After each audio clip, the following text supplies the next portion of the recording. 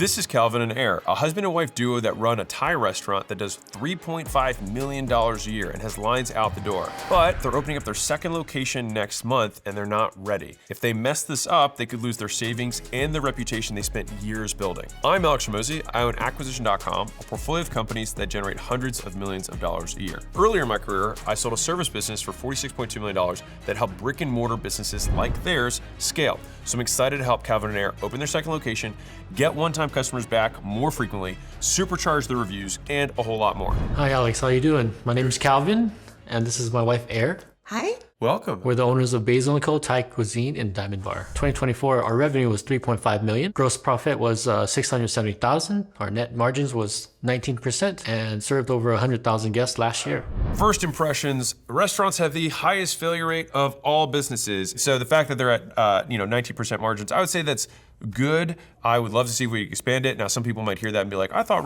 the average restaurant margins are smaller. Yeah, they sure are. And that also doesn't mean that we need to be constrained by that. So what is the goal? So our goal is to open 20 restaurant locations in the next 5 to 10 years. And we want to bring in over $80 million in revenues. All right. And we want to get there by providing nice and comfortable space for friends and family to gather over a delicious meal.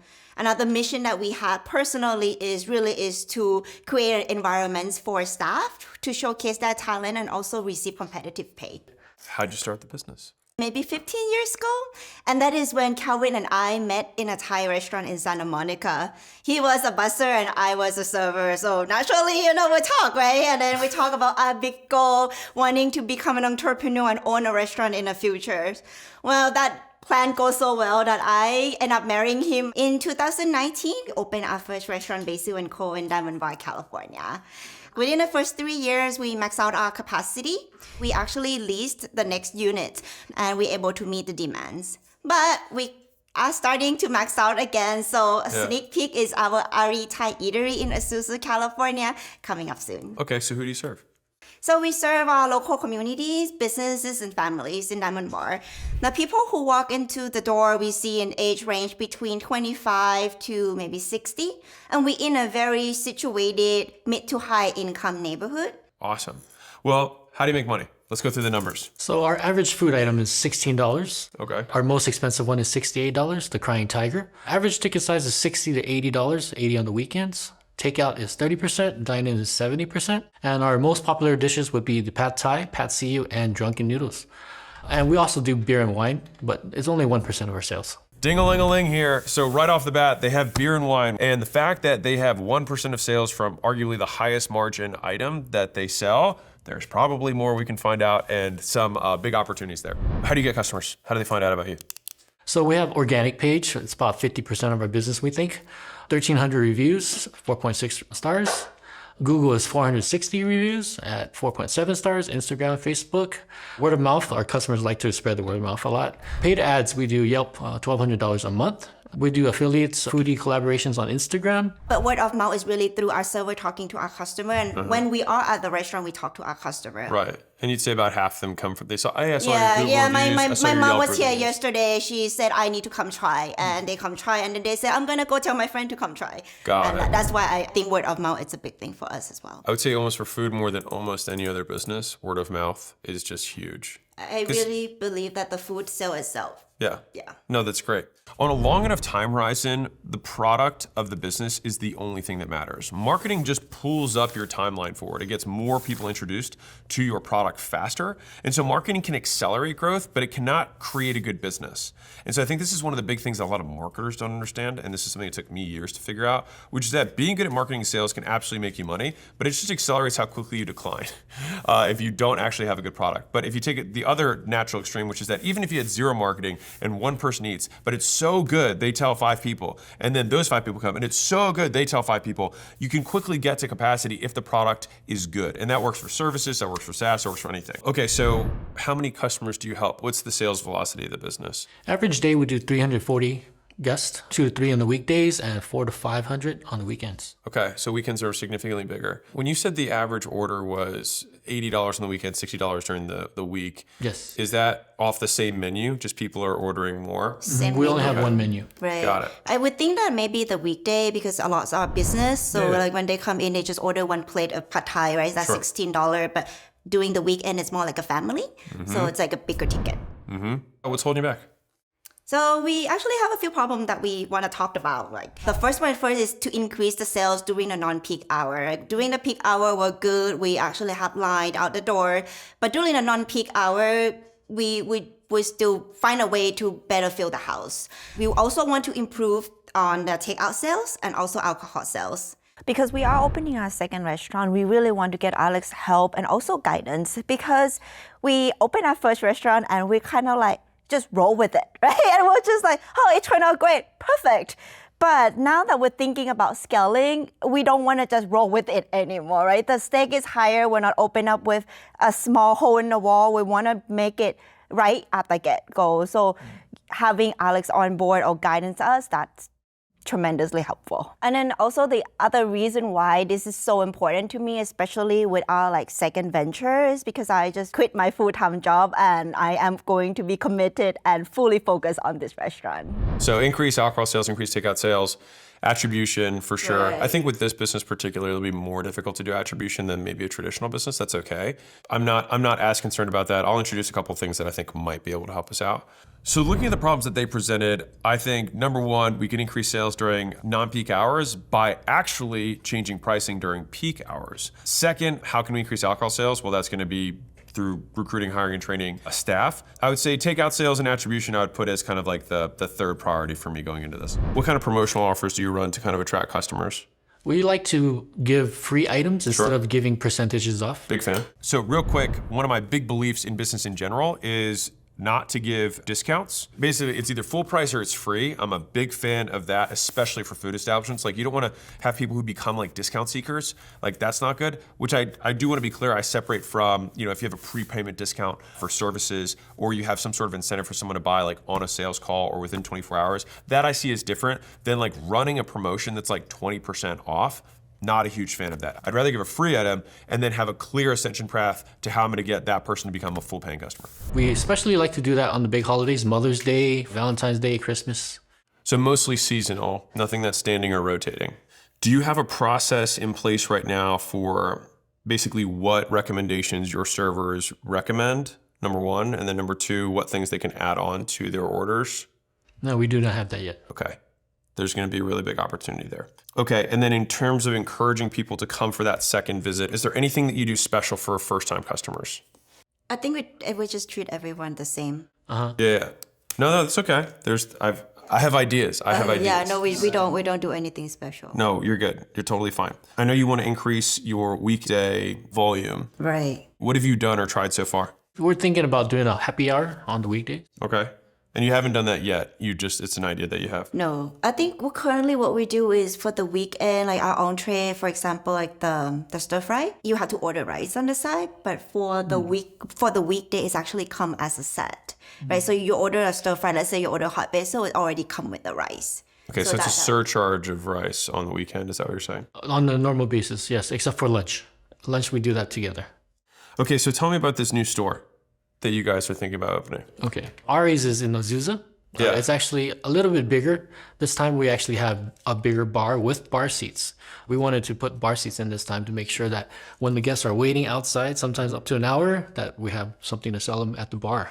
And also it's a bit bigger, so it's about a 100-seater and going from a 72-seater to a 100-seater. Yeah, I was curious about that because, you know, one of our big things is nail it, then scale it, right? And so I know that you guys are trying to hit 80 million. So if you're going to try and do multiple locations, we have to make sure that the model is super dialed. Exactly, yeah. Right? So I feel like on the paper, it seems like we're doing good. I mean, like I have no complaint about it, but I know in terms of like operational, there are lots of things that we can still tweak and do more. Yeah. And that is why we want to do this between the two concepts as a test drive, and then we'll take the winning model and then we'll just go from there. Got it. Well, do you want to improve this location though? The main location for yes, now? of course, yes. And what's the plan for the grand opening for the next one? Grand opening, we actually will not want to do until like 6 months later. I just want to make sure that we have 100% operating smoothly. You mean you'll soft open? We soft open, yes. So we for sure will soft open.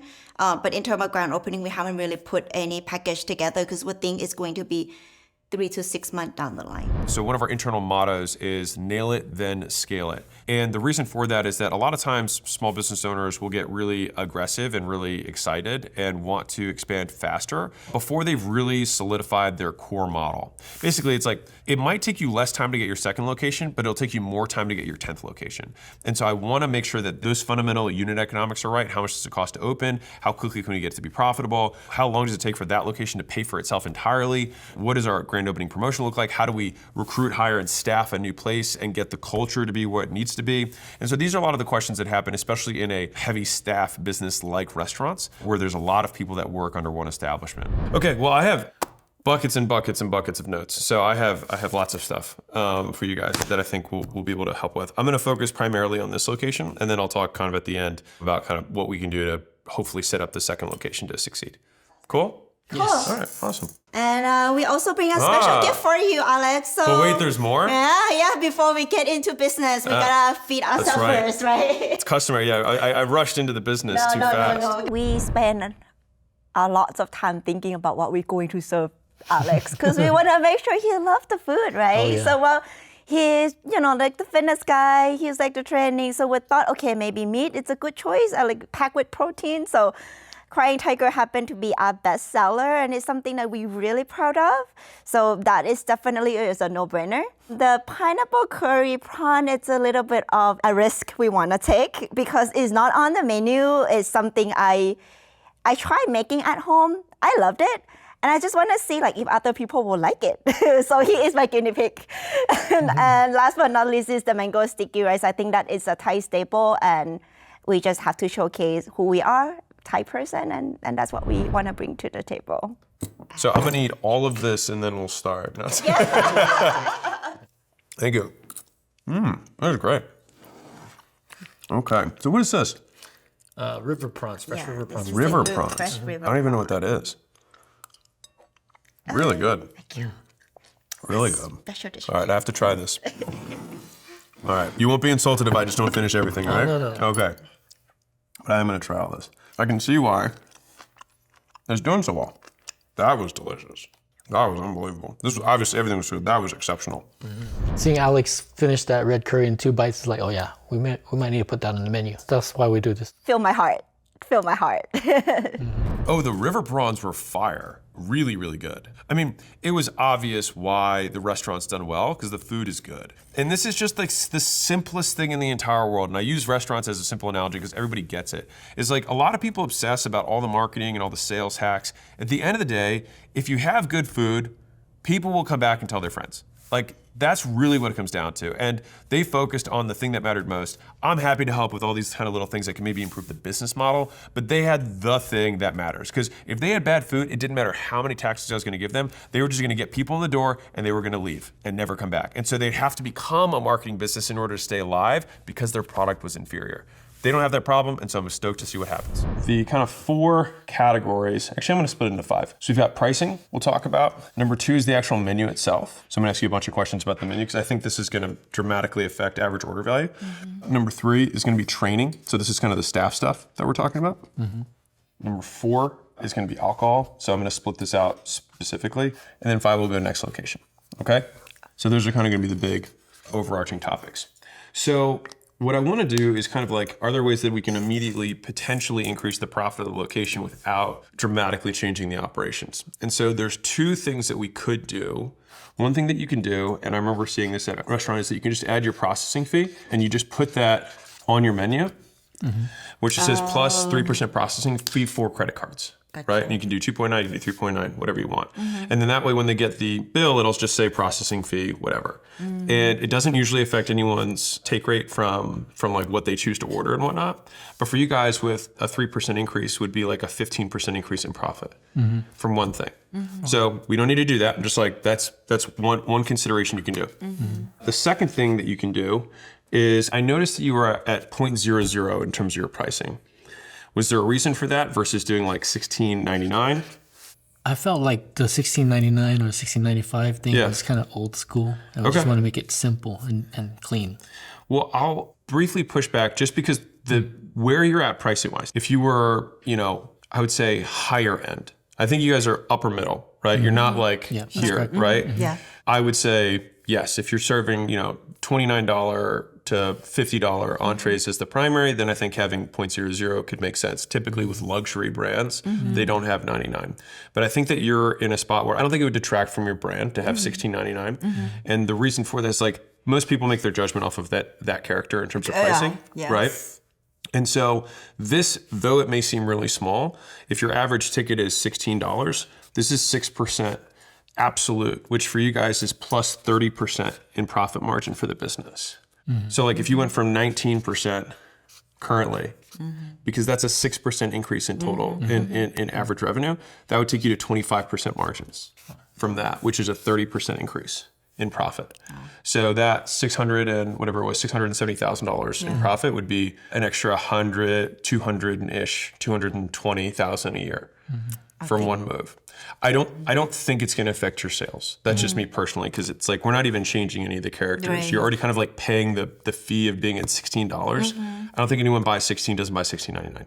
That's just my opinion. Yeah, so this is a monster moment. It's like, yeah, one change that probably has no effect on your sales velocity could have a dramatic effect on your profitability as a business. When we're talking 20 bucks, 10 bucks, like this is a high volume business. Those tiny little dimes and nickels and pennies, they add up in a huge way. And like I said at the beginning, restaurants are notorious for having small margins. If we can have a 30% lift from one tiny change in terms of reprinting the menu, we should do that. Let's just use simple math. If every person who walked into their restaurant last year only bought 2 items, that would be $2 extra per person. They served 100,000 customers last year. That would be $200,000 dropped to the bottom line. I've never thought about, okay, if I just add 99 cents, how much would it translate into like the percentage of sales increase? It's just like a light bulb, it's just like pop, and I was just like, we're doing it.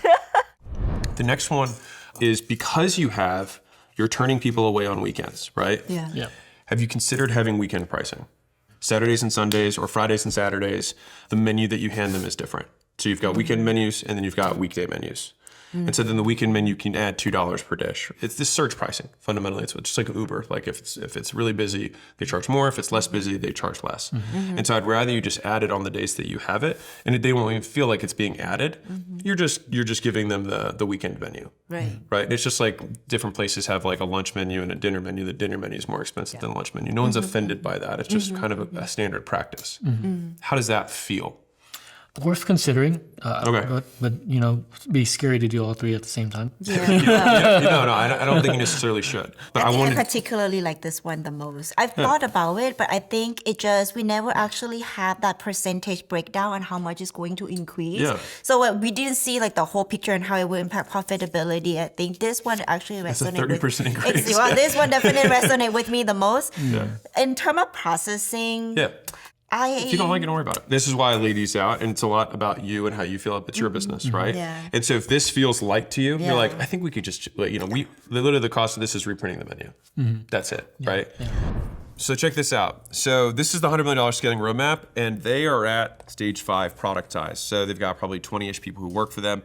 And if we look at the constraints of the business for them, let's look at the things that I'm talking about them with. Most of the scaling roadmap I tailor more to service-based businesses, and the reason for that is because 78% of businesses are services, and so I tend to skew in my language about that, but the actual things that are happening are the same, right? And so a CS playbook to onboard, all of that is going to be around how are we getting customers this consistent experience. We talk heavily about training, right? Connecting CS to product. That's getting feedback loops based on what people are eating and what they want, like spinning that, make something new to sell them. I mean, they functionally had alcohol, but they weren't selling it. So now we're pushing that a little bit stronger. And from a finance perspective, like we need to get better at their finances, which is why a lot of the improvements that I had were very pricing centric, probably because they didn't have good enough financials to be able to see, oh wow, when we sell this, this product, we're almost breaking even, but when we sell these ones, we make a ton. They didn't have that kind of information, which would have helped them reconfigure their menu to be the most profitable menu possible that also brings customers back. And if you're like, man, that would be useful to know what stage of scaling I'm at, all you have to do is go to acquisition.com/roadmap, put in your business information, and we have this little automated thingy that'll tell you what stage you're at, what problems you're facing, and most importantly, how to solve them. And if you want my team to take a look at the business and reaffirm those things, or you'd like to come out to our headquarters in Vegas and potentially be on the Cash Cow show, on the thank you page, you can schedule a call, and we'd love to help you out. So the next thing that we'll go over is the actual menu itself. So with the menu, how did you think about laying out what they get when they open up the menu at your establishment? The way I thought of the design of the menu is the way the customers think when they sit down. Sure. Okay. Cool. Which is order a drink, order an appetizer, and then afterwards focus on like the big piece, and then the small complimenting piece to go with it. So like I would like drinks, appetizers, specials, like the big entrees, and then carbs at the end. Okay. Okay. So on the menu, do you have highlighted boxes for the key items? I think we have a section for the specials, yes, and then a special section for our dessert, I believe. Yes, we have the special section highlighted. Yeah. We are working on an updated menu right now, and what we did is like when we laid it out, let's say fried rice, we will highlight what we want to sell. Yeah, good. So that's what we do. Yeah, so there's two components to it. So let's say you've got your sides, you've got your appetizers, you've got your carbs, whatever. Within each of those boxes, number one is I would rank them from gross profit, top to bottom. So which of these is the most profitable? We'll put that first because that's the first thing people are going to consider.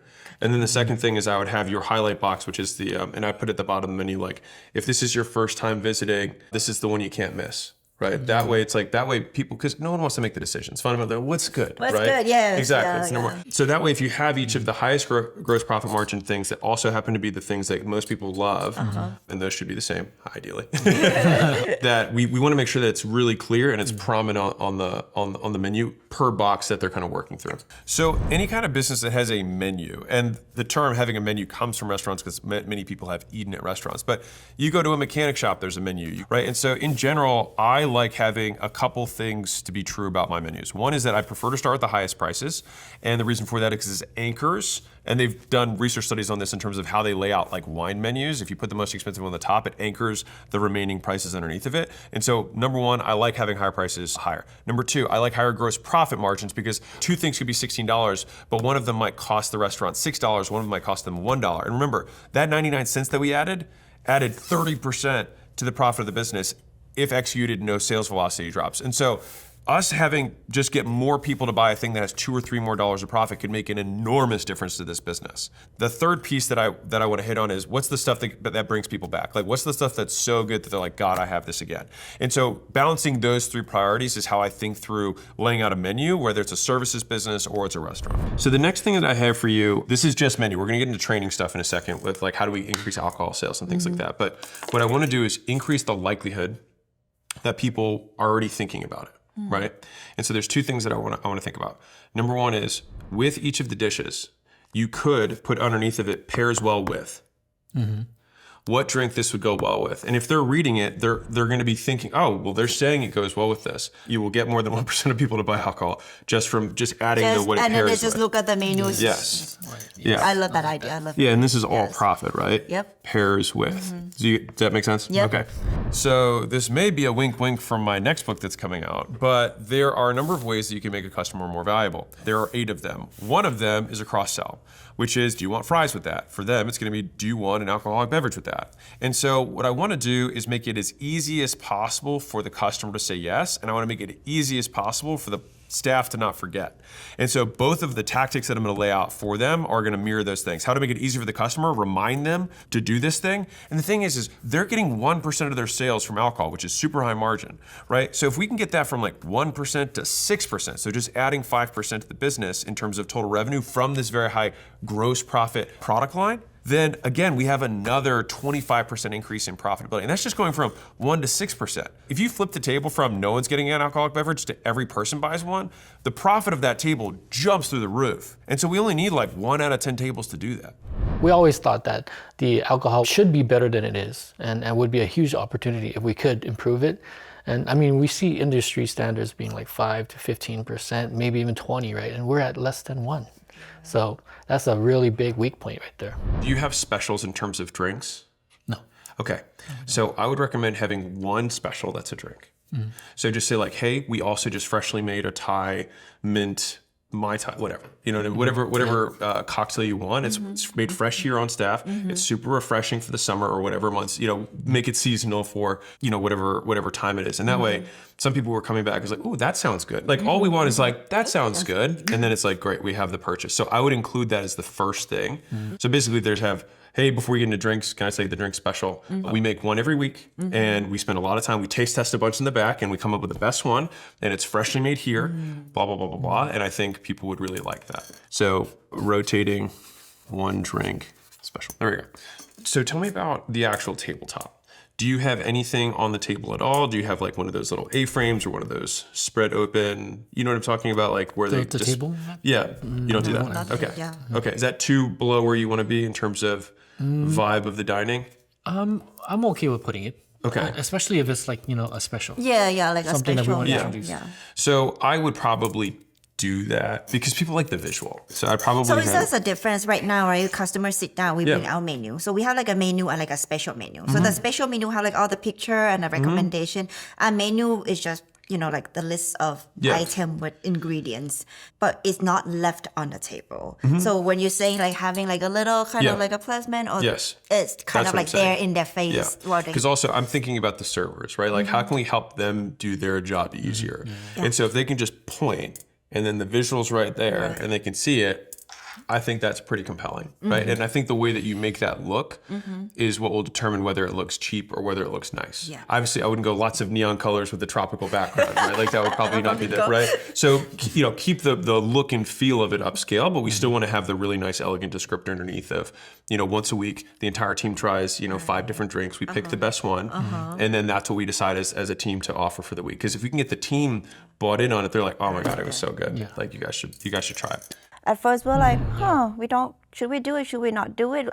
We don't want to be like kind of like a fast food joint. That's why that's deter us. But then the fact that he said, well, it depends. You can design it in a way that is nice, presentable, and high class. Like, yes, we can do it. How come I don't think about that before? We really are doing something very similar. We have like wine or specials menu that we give out with the menus, but the table tent, it stays on the table, so no one's ever gonna forget. It's always there. Are you talking about like maybe just one item, special one item, or is it like maybe like a few item on the... Me personally, one. Just one? I want to focus draw. on. Yeah, exactly. For me, this is me as a consumer now talking. When I see like 10 things, it just is like another menu. Yeah. Right. I want to draw attention to one specific thing, really clear image. The benefit is underneath, and then they draw my attention to it. And to me, that's really good. Now, the back of it, we're going to save for some review stuff. So I'll get to that in a second. On table, one item special. Okay. We good on this so far? Yep. All right, good. So let's talk about getting people to come back, right? So we want to have a way to identify who the new customers are. Like, hey, it's your first time dining with us, right? Is there something that we can do to identify to everybody else that, like, if someone says yes to that, can we put like just a drink coaster on their table that's a certain color, or a napkin that's a certain color, whatever. But the reason it's so important is because then the whole staff knows, hey, these are first timers, right? And so obviously you want to give everyone a great experience, but just knowing it's someone's first time helps, Yes. right? Yes. And so one is identify first timers, and B, I would give them some sort of surprise free thing at the end, since it's their first time. So that's if they have a dessert or something like that, whatever the cheapest dessert is. Yeah, something that would be. But people remember things, something called peak end bias. And so people remember things, 2 key moments of every experience. They remember the peak emotional experience, and they remember how things ended. Yeah.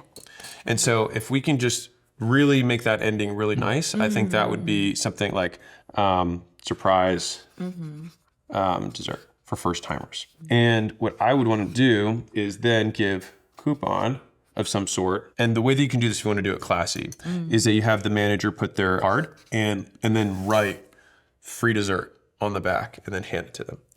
Okay? It's way better than a coupon, right? Because then it feels like it's a personalized gift, right? And so you say, hey, next time you come in, just bring this and I'll have another dessert for you in the house. And so now it's like we're creating that loop. We want to bring them back in. Does that make sense? Does that feel okay? Yep. All right. So this is for first timers, okay?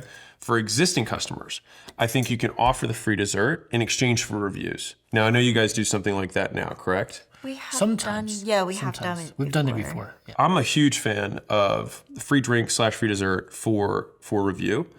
And the time that I found it to be most effective is really at point of sale. So basically when they get the check.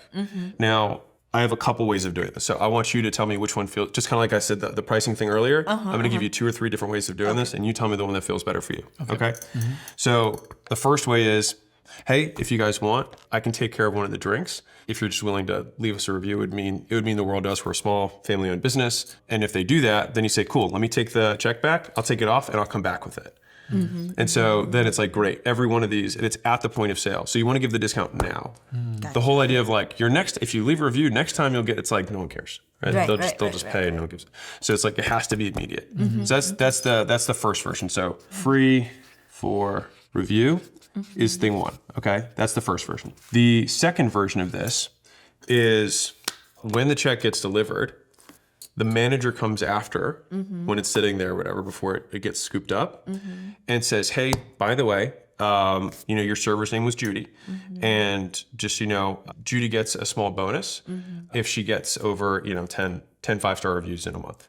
That way it's like, we're doing it for Judy, so then you don't have to give anything away for free, but then you kind of just have the reciprocity of if Judy did a good job, you can give her a $50, thing. So this is the manager ask. Those are probably my 2 favorite ways of doing it. So either the immediate one in exchange for something, or, hey, can you do it because of the staff that you liked? Right. Either one of those feel better to you? The first one. You like the first better? Yeah. Okay. And that's what we kind of do from time to time, but we're not consistent. Yeah. So that'll get into training, which we'll get into in a second. But because of the business that you're in, more than anything else, it's so reviews driven, like online reviews.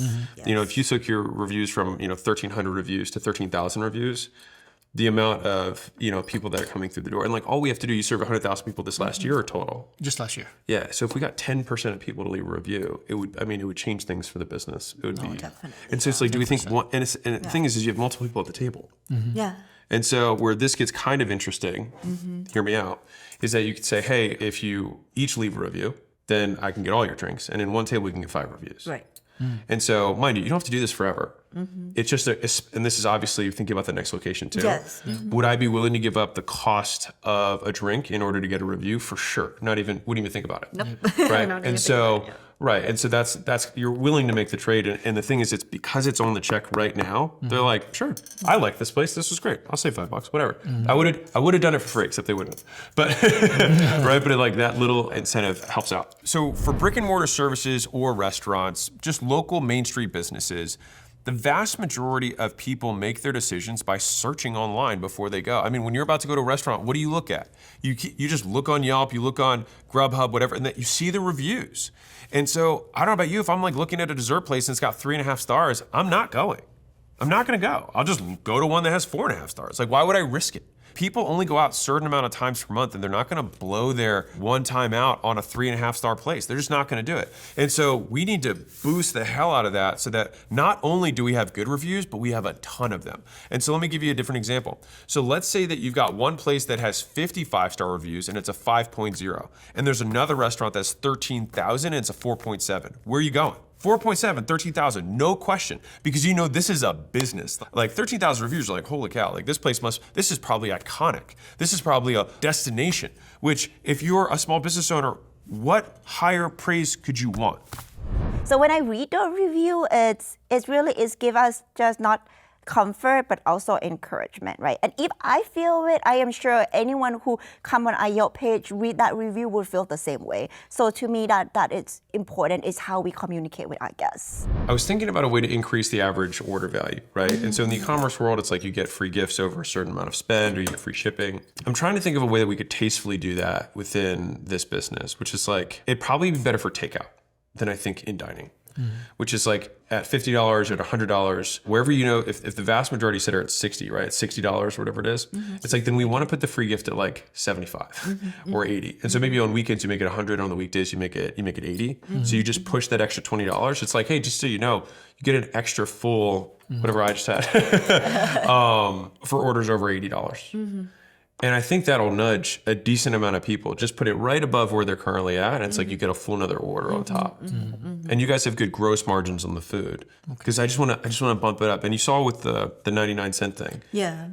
$1 or $2 in this business makes all the difference in the world. And so this is basically an AOV, so average order value increase, with break points above current average threshold. And for this, like, this particular one, Yeah. do you foresee it doing as like part of our business going forward, or is it supposed to be kind of like tied to special event or like certain time of the year? So the reason I said takeout is because if you're on the phone or something like that, or if it's on an order page online, it doesn't feel weird to me.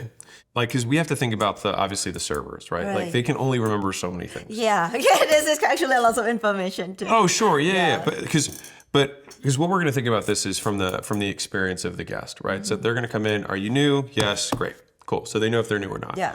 Then they're going to say, can I tell you about the drink special? Yes. Then they walk them through the drink special, and then we get way more people to do it. People are also going to ask questions because it says it pairs well with. You're right. Right. And so a lot of people are going to ask questions about that, and then you're going to get more upsells, which they're going to want because their tips are going to go up. So they're going to want to sell the alcohol. Yes. Right. So they have an incentive to learn that stuff.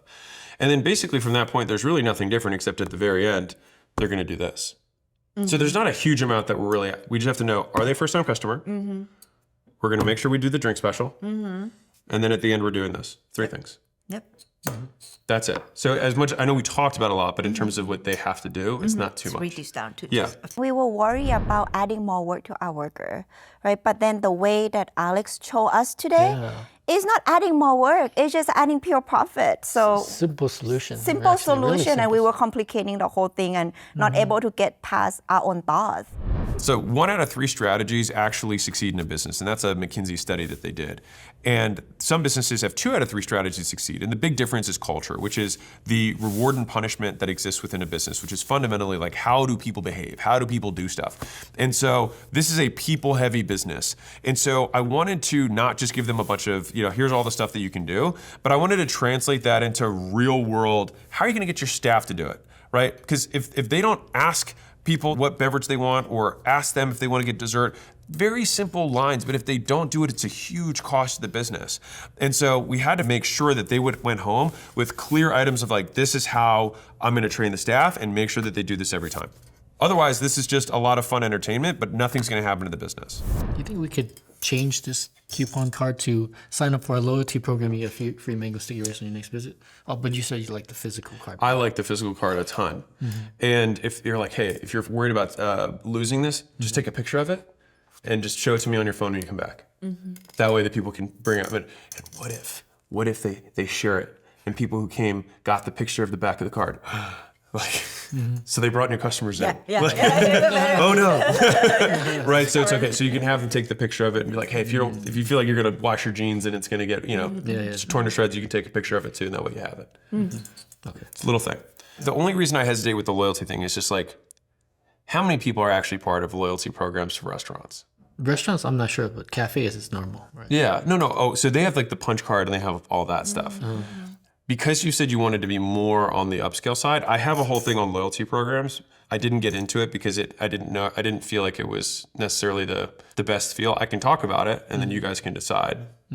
So I know you guys right now, you do 3. If they on their 3rd one, they get free sticky rice, right? When they come back, if they do like On their birthdays, they get free sticky rice. Yeah. Probably every 200 spend, they get a free Thai tea, but we can bump that up if we want. So I think you'd have to sell me on the benefit of the loyalty program, and I probably wouldn't even. I just hate all I think of when I think loyalty program is someone's just going to spam text me all the time, and so I never want to get right. And so for me, the loyalty program would be like, you get 3 things. Is it on your birthdays? We're going to send you free stuff. We're just going to give you a coupon for coming in. When you're here, you get your first alcoholic drinks free or something like that. Because if one has one, sometimes they're more likely to have a second, right? 1 per table or per party. And then number 3, when we have a wait, which you do on weekends, we prioritize you. Right? Now, for me, that 3rd one alone would be enough of a reason. So I like that. I mean, I think a lot of people would do it for that, for that benefit alone. Yeah, So I'll put F. I'll let you guys work the specific details of what you want in there, because also when they fill that out, you can also get what their lead source was, like how'd you hear about us, etc. Big picture, I am split on loyalty programs in general. Main reason, the food is the loyalty program. Your food's good, they're gonna come back, right? And they're gonna tell their friends. And so other businesses, I think loyalty programs can make a much bigger difference. Like if you have a med spa or something, like a loyalty program is like the business, right? But for them, I was just thinking through, okay, well, if this clearly meant a lot to them because they brought it up a couple times, and so I wanted to give them something. If I were to do it, this is how I'd approach it. And these are just based on things that I've seen work across industries. So running starts, which is where you have, let's say you have 10 punches. If you give people 2 or 3 punches on their first go, they feel like they got free stuff. But it's really like you just make the amount of punches that you need to do free, and you just give them that start ahead of time. They've already proven this from a bunch of studies that running starts are like 2 or 3 times more likely to actually finish out their punches than people who had the same amount of punches remaining on a shorter punch card. And so it's like, well, if you're gonna do it, do that, obviously. But beyond that, I think through the same value drivers that I mentioned in the offers book over and over and over again. So this is page 56 of the offers book. Check this out. So whenever I'm trying to improve any product or service, I always think through the same value vectors, which is, what do I wanna have happen? How do I make it less risky? How do I make it faster? How do I make it easier? Those are the value vectors. And so I'm thinking as a restaurant, I'm like, how do I make it faster? And as soon as I was thinking through it, I was like, okay, well, it's, trying to say that they're going to get their food first when they walk in, the door, that's probably not going to be realistic. Like the cook takes a certain amount of time, and some people don't want to be rushed at dinner. So like in that instance, speed's probably not the right variable, right? But waiting in line and being able to have first access, okay, well, we can make that part faster given the fact that they already have more demand. So I'm like, okay, well, that's a good one. The decreasing the perceived likelihood, the risk factor, that's what all the reviews are for, right? How do we, decrease effort and sacrifice? Well, we're gonna make it really easy for them to buy the alcohol because it's gonna be right in front of them, and we're gonna pair it with the food that we think would pair best with those specific drinks. So they don't have to think, I'm not sure. Like, again, this friction. I'm not sure which beverage to have. Boom, it's already solved, right? I'm just trying to remove friction from a lot of the parts of the process. And if someone's willing to pay more or get some sort of benefit for giving us their information, then we'll happily pass those things on as a reason to do it. Good on this? Yep. Don't worry, I know you'll be able to watch the episodes. So you'll have it. Can we take that paper back as a souvenir? Yeah, of course. Of course. So now we're going to talk about team and operations, okay? Okay, so this is the training. What we really need to train them on is kind of the upsell process. Number one, they have the greeting. And so when I think about training people, you want to think about it as almost like skits. Because whenever you teach something, you have a condition, you have something that happens, and then you have a behavior. So when this, then that, right? So it's a rule. If this happens, then you do this. And so each of these are basically behavior rules. And so it's like, we're only going to teach you 4 rules. And the first one is that when someone comes in, you ask if it's their first time. If they say yes, you take this thing out of your pocket, you put it on the table, now everybody knows. That's thing 1. Let's practice. And you sit down at the table and you go back and forth, and the next person comes up and you drill it with them. Next person goes up, you drill with them, and you just keep going through, do it for an hour. They'll have 20 reps in an hour of just doing skit 1. Tomorrow, we'll do skit 2.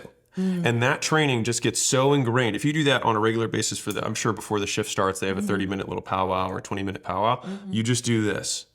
And so you have the greeting for first-time customers.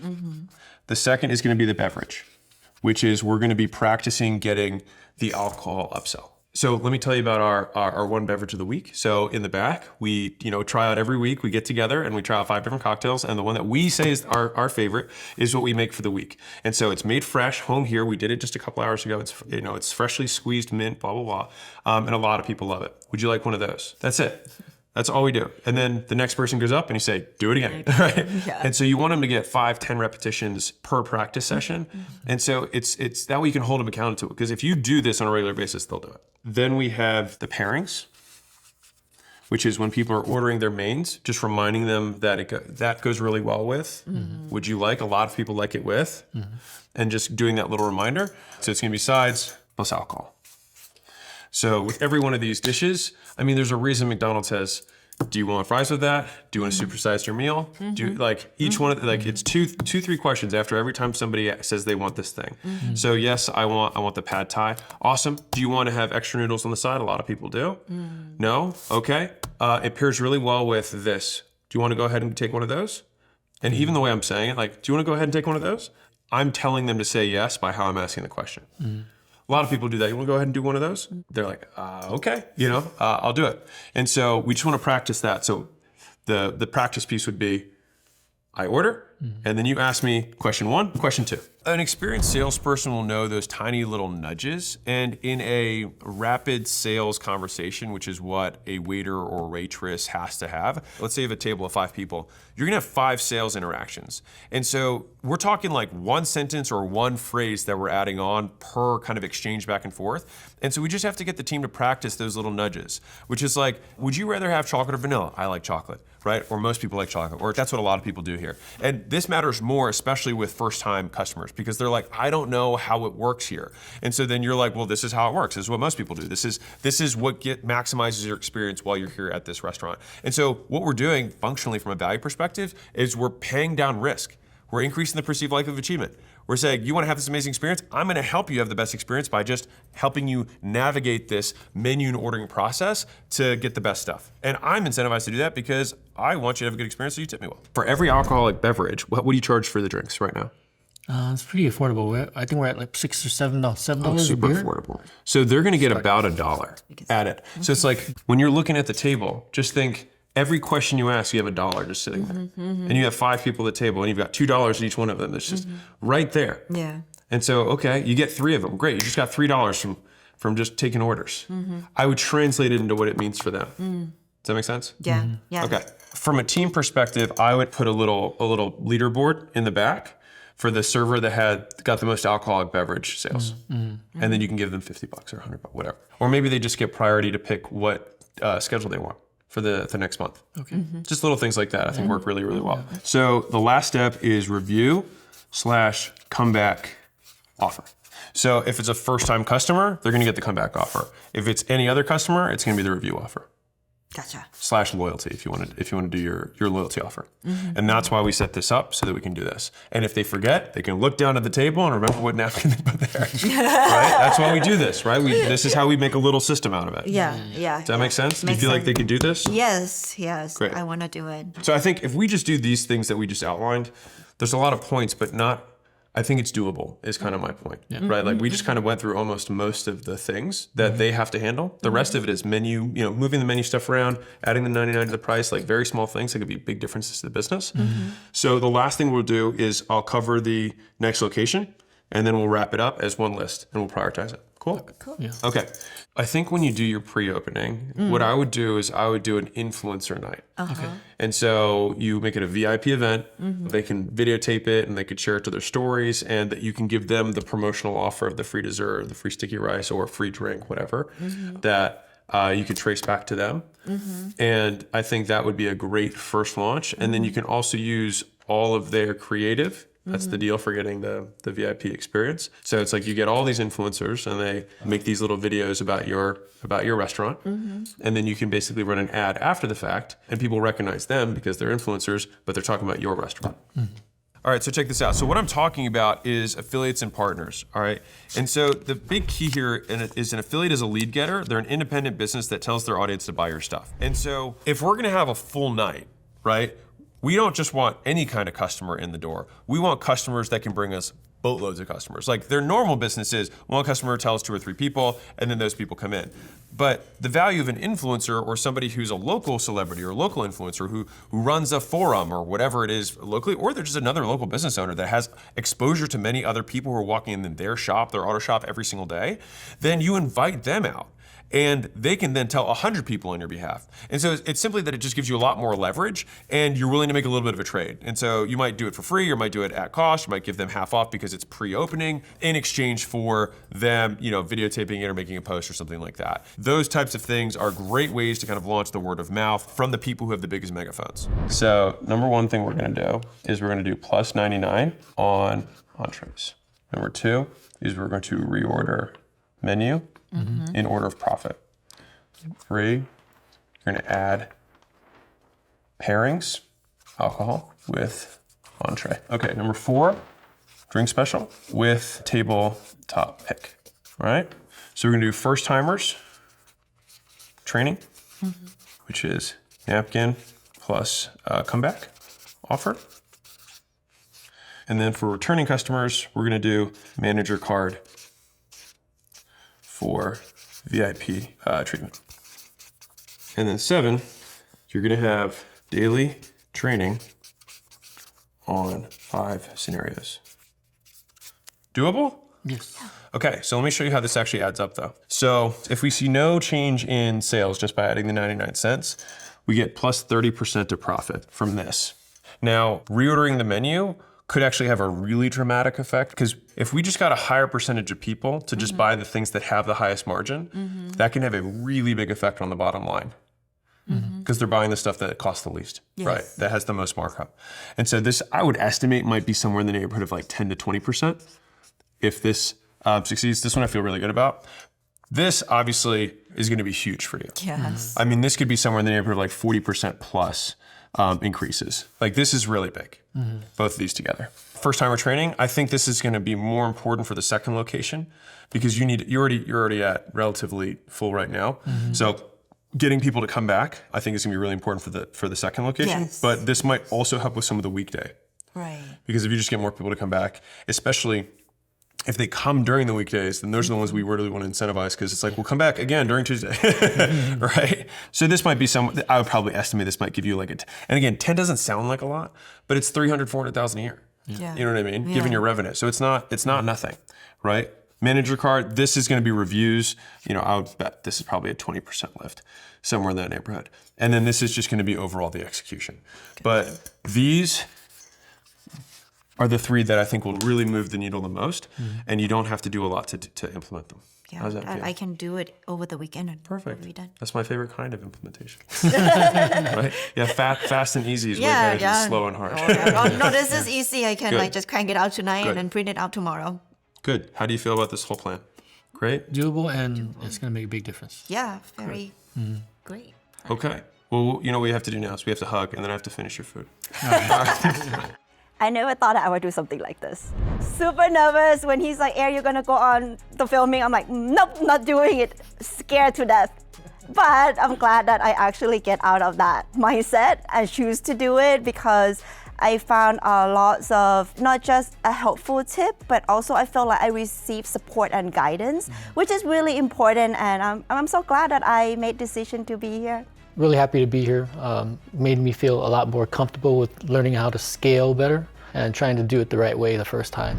So Calvin and Air seem like amazing people, incredibly humble, very hardworking. I love the immigrant story, obviously. And it seems like they actually have a very good restaurant. And so I'm very excited to see them implement some of these changes and potentially dramatically enhance the profitability of the business to hopefully set up their expansion strategy so that they can go on and dominate in the entire world, can have lots of amazing Thai food. And speaking of alcohol stuff, since that's what this restaurant was all about, we actually have a bar consultant that we had a B2B business and services that we did a full breakdown on. So if you like this, you'll love that.